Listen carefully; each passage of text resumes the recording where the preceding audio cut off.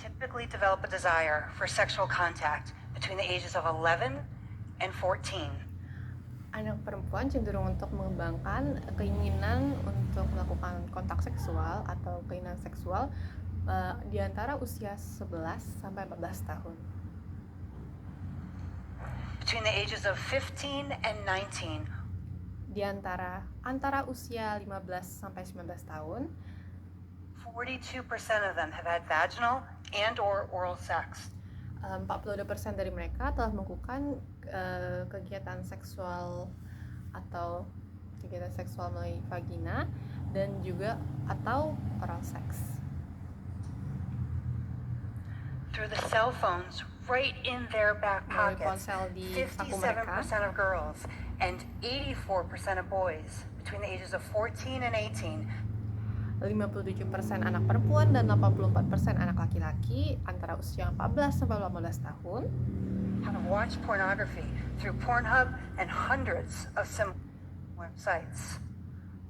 mereka telah menonton pornografi melalui situs-situs porno seperti Pornhub dan ribuan situs lainnya yang seperti itu. So if you have a kid in high school, it isn't a question of if they'll watch porn before they graduate. Jadi jika kamu memiliki seorang anak di sekolah seperti sekolah menengah atau semacamnya, itu bukan menjadi pertanyaan, atau pertanyaan adalah bukan apakah mereka menontonnya sebelum mereka lulus, but more likely, tetapi kapan. when. This means that a lot of our kids are getting their sex education. Ini berarti banyak dari anak-anak kita mendapatkan seperti edukasi seks pada mereka and trying to figure out what's normal from pornography. Dan mencoba untuk mencari tahu apa yang normal melalui pornografi. To illustrate why we can't leave our kids alone to navigate the sexual terrain, I want to share a story. Untuk mengilustrasikan mengapa kita tidak bisa meninggalkan atau membiarkan anak kita mencari tahu tentang seksual atau semacam keinginan seksual mereka sendiri, saya ingin membagikan cerita kepada Anda. Several years ago, I worked with an incredibly intelligent 14-year-old girl. Saya bekerja dengan seorang anak perempuan berumur 14 tahun yang sangat pintar dan intelijen, helping her manage her overall life stressors. Menolongnya untuk melewati situasi untuk membantunya untuk menghilangkan atau mengatur rasa stresnya. During one session, she asked if she could ask me a question about sex. Pada satu sesi, ia bertanya kepada saya apakah dia bisa bertanya pada saya tentang seks. She said that she was confused about the bases.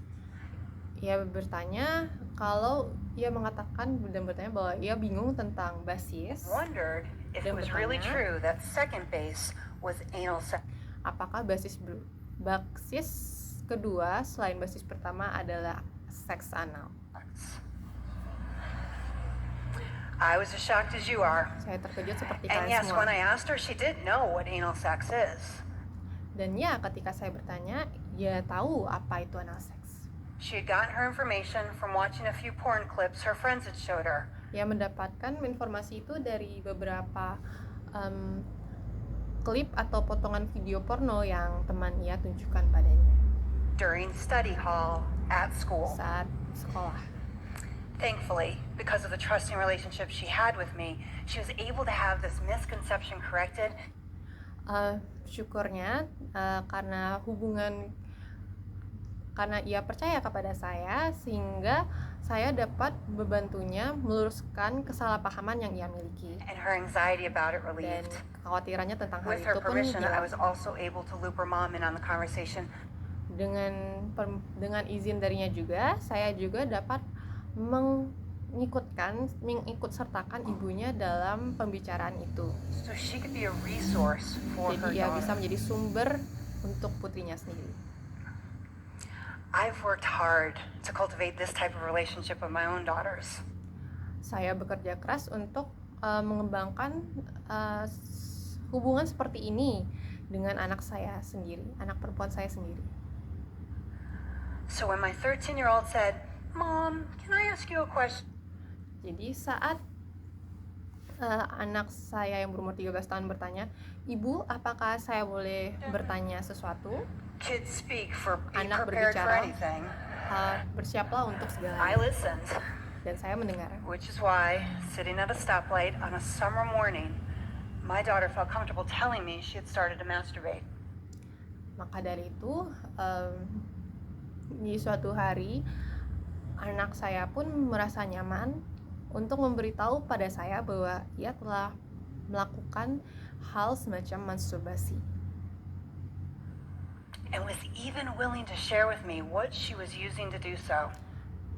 Dan ia bahkan bersedia untuk memberitahu saya bagaimana ia melakukannya atau dengan apa ia melakukan hal itu.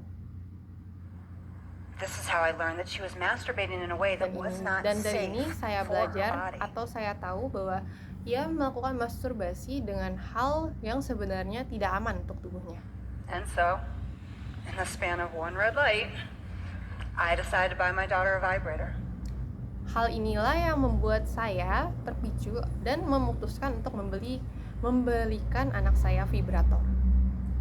I wanted to support her in the safe exploration of her body.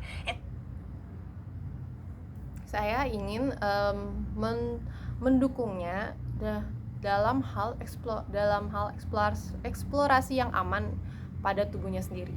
Instead of burying my head in the sand, Dibandingkan untuk acuh which tak is so acuh, tempting to do as parents with things that make us uncomfortable. untuk melakukan hal-hal yang sebenarnya tidak nyaman bagi kita When it sebagai orang comes to tua, sex, we all need to become trusted resources for our kids.